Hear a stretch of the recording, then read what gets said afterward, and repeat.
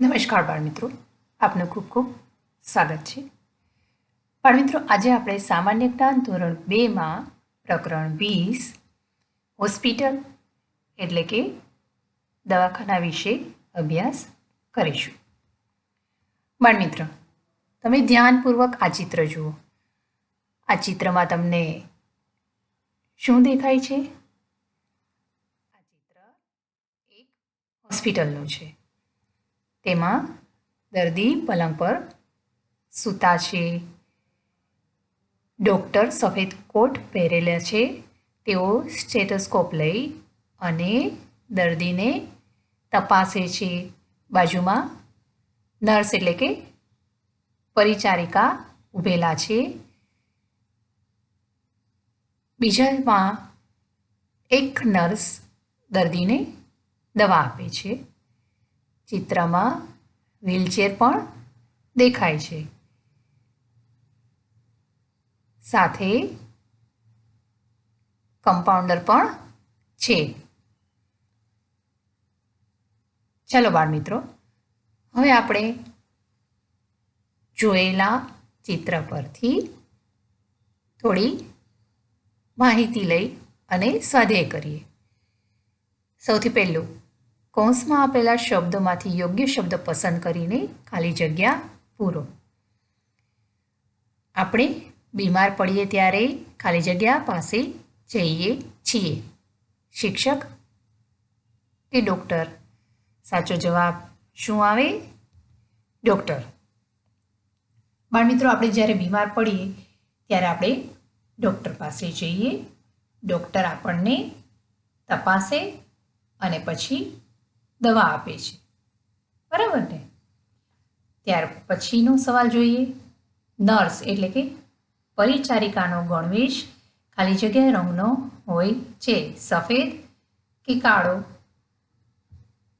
બાળમિત્રો, તમે ક્યારેય હોસ્પિટલમાં ગયા છો તો તમે જોયું હશે નર્સના કપડાનો રંગ કેવો હોય? સફેદ હોય, બરાબર ને?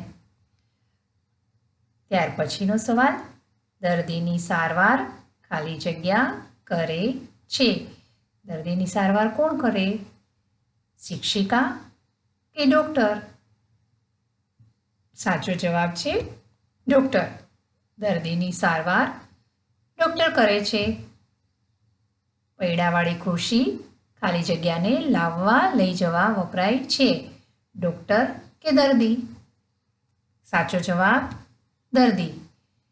જે દર્દી ચાલી ન શકે તેવા હોય તેમને પૈડાવાળી ખુરશી પર બેસાડવામાં આવે છે.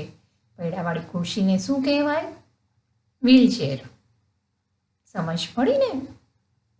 ત્યાર પછીનો સવાલ, તાવ માપવા માટે ખાલી જગ્યા વપરાય છે.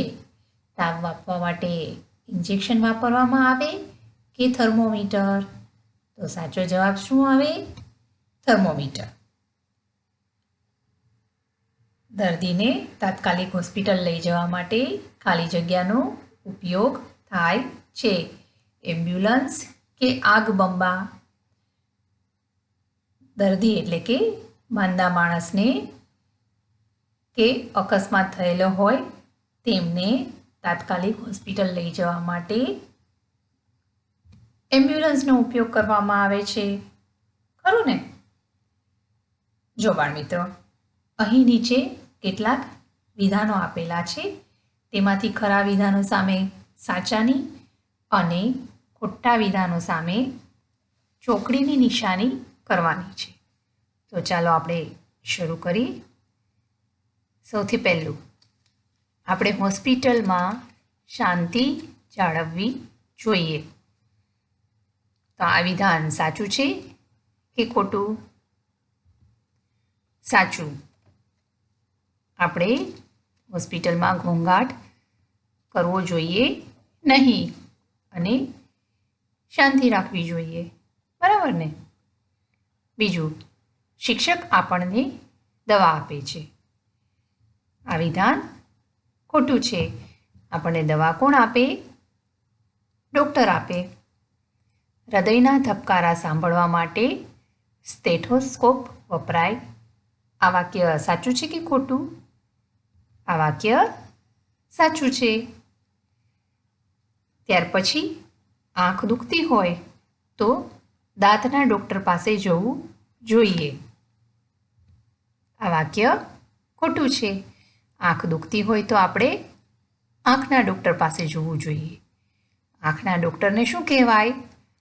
આઈ સ્પેશિયાલિસ્ટ. ખરું ને? ત્યાર પછીનો સવાલ, આપણે માંદા પડીએ ત્યારે મંદિરે જઈએ છીએ. આ વિધાન ખોટું છે. આપણે માંદા પડીએ તો આપણે ક્યાં જઈએ? હોસ્પિટલ એટલે કે દવાખાનામાં. શાના માટે? સારવાર માટે અથવા તો દવા લેવા માટે. ત્યાર પછીનો સવાલ, ઉજાગરા કરીએ તો માંદા પડાય. આ વાક્ય સાચું છે કે ખોટું છે? આ વાક્ય સાચું છે. આપણા શરીરને પૂરતો આરામ જરૂરી હોય છે. આપણે કારણ વગર જાગીએ તો શરીર થાકે અને જેને લીધે આપણે માંદા પડીએ. માટે ઉજાગરા કરીએ તો માંદા પડાય. જો બાળમિત્ર, અહીં આ પ્રકરણમાં આપણે દવાખાના વિશે માહિતી મેળવી. આ સાથે ફરી એકવાર તમે ધ્યાનથી હોસ્પિટલનું ચિત્ર જુઓ, ધ્યાનપૂર્વક અભ્યાસ કરી અને બધું સમજો અને ત્યાર પછી સ્વાધ્યાયને તમારી બુકમાં સારા અક્ષરે લખીને પૂર્ણ કરો. ફરી મળીએ આવતા અઠવાડિયે. ત્યાં સુધી આવજો.